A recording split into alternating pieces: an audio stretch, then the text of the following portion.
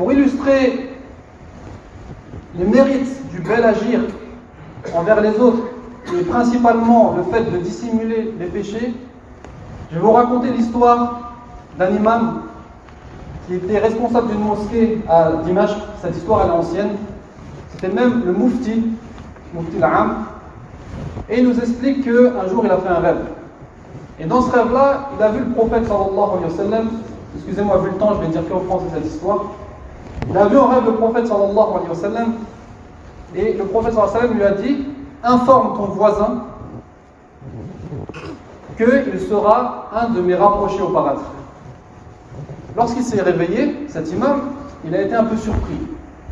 Il s'est dit: comment ça se fait que mon voisin qui est épicier, il a cette annonce de la bouche du prophète sallallahu alayhi wa sallam, et moi qui suis imam, qui suis hafiz al-Qur'an, j'ai étudié, j'ai de la science, je fais des fatwas, je fais des sermons du jour du vendredi, j'ai pas eu cette bonne nouvelle. Donc comme il lui a ordonné le prophète sallallahu alayhi wa sallam, il est parti voir son voisin et il lui a dit: j'ai une bonne nouvelle pour toi de la part du prophète sallallahu alayhi wa sallam. Mais avant que je t'informe, il faut que tu m'informes de ce qu'il y a entre toi et Allah subhanahu wa ta'ala. Il faut que tu m'informes de ce que tu as fait pour avoir une bonne nouvelle du prophète sallallahu alayhi wa sallam. La personne lui a dit: non, je ne t'informerai pas. Et après insistance, et comme il savait que c'était l'imam de la mosquée, il lui a dit: je t'informe à une seule condition, c'est que tu ne racontes jamais cette histoire, sauf pour faire un rappel. Et si tu fais un rappel avec mon histoire, tu ne cites pas mon nom. L'imam a accepté.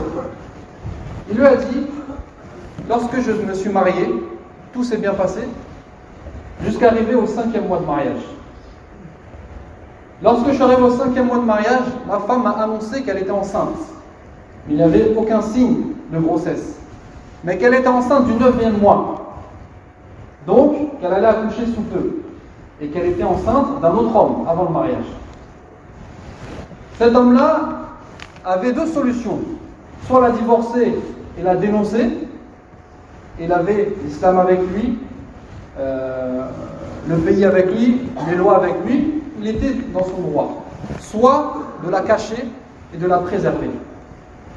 Et de l'amener au tawbah, au repentir, et de l'amener à l'islah, à la piété. Et c'est ce qu'il a choisi. Donc il a dit à sa femme: viens avec moi, et il l'a ramené dans un endroit perdu de la ville où il n'y a personne, une petite maison. Et il a interdit tous les membres de sa famille de la voir pendant ce moment-là, jusqu'à ce que le bébé est né.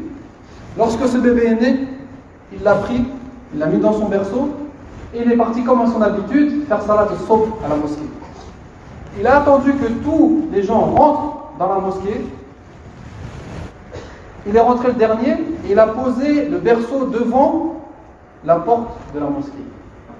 Ils ont prié et à la fin de la prière, le bébé s'est mis à pleurer. Donc tous les gens, ils sont allés voir ce bébé-là, et lui, comme il a prié en retard, il a fini sa prière, il est arrivé, il a dit: qu'est-ce qui se passe? Les gens ont dit: on pense que c'est un bébé abandonné. Cet homme a dit: je vous prends tous à témoin que ce bébé abandonné, je suis son garant et je m'occupe de lui. Je vais en prendre soin comme si c'était mon fils. Donc il a pris le bébé, il l'a ramené à sa femme et il lui a dit: c'est bon, tu es préservé, personne ne saura que ton enfant n'est pas ton enfant.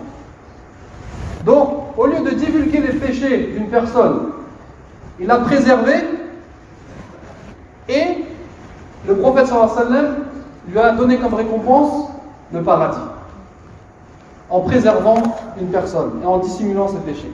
Allah subhanahu wa ta'ala nous dit: Hal jaza'ul ihsan illa al-ihsan. Y a-t-il d'autres récompenses pour le bien que le bien? Et il nous dit également: Wa sanazidul muhsinin. Et nous donnerons davantage de récompenses aux bienfaisants.